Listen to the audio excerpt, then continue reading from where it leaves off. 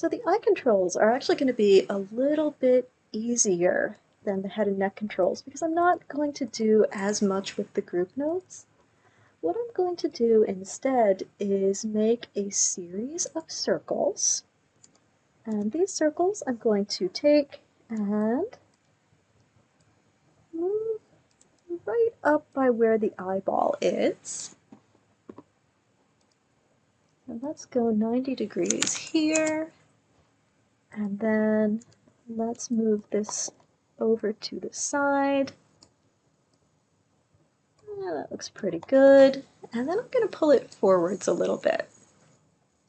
So this one's going to be my left eye control. I am going to duplicate this, and this one I'm going to give a negative translate. And this is going to be my right eye control. And then I'm going to duplicate again, and this third one I'm going to type in a 0 for the X. This is going to be my eyes control. Actually, you know what? I'm going to change that. This is going to be my look at control.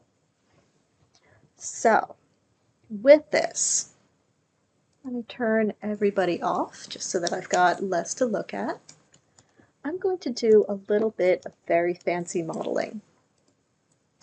I'm going to take my control vertices, let's take these 3, shift them out, and maybe scale them up. Then I'm going to take these 2, scale them in, and let's pull these in and scale them up, and now I've got these cool things that look like goggles. Right? Super cool. Looks like a goggle. I'm going to make the right and left eye controls children of look at, so that every time look at moves around, the right and left eye move around too. And now I'm going to take all 3 of them, and I'm going to freeze their transformations. I'm going to nest them inside a group node because you never know, sometimes that comes in handy, and we'll call this one look at group. And since we are, of course, very fancy people who make very fancy controls, I will pull up my attribute editor. The look at is going to be yellow. The left eye is going to be that nice bright blue color, if I can find it. There it is. And the right side is going to be red. Now, let's go back and turn my eyeballs on. I'm going to select the left eye control and then the left eyeball, and we're going to make a constraint. We're going to make an aim constraint because the aim constraint does a look at motion basically. And just to keep things easy, we're going to check maintain offset so that we're always staring the right way. We're not going to bother adjusting the aim and up, etc. We'll just apply here. What do you mean could not add? Straights or connections? Oh, because I'm going to the eyeball and not the joints. You're right. You are right, little computer. It's going to be control first, joint second.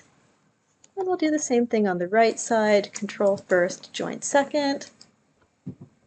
And now we turn the skeleton off, the eyeballs on. So the look at will allow you to have both eyes follow the control. And then if you wanted to go cross-eyed, this one will move just this eyeball. This one will move just this eyeball. And now you've got a cross-eyed fish man. Okay, not bad. Let's zero that out. Let's zero this out. And that takes care of our eye control. So we've got one more control to make, and that is for the jaw joint. And on that one, we are going to write an expression. So let's come back for that.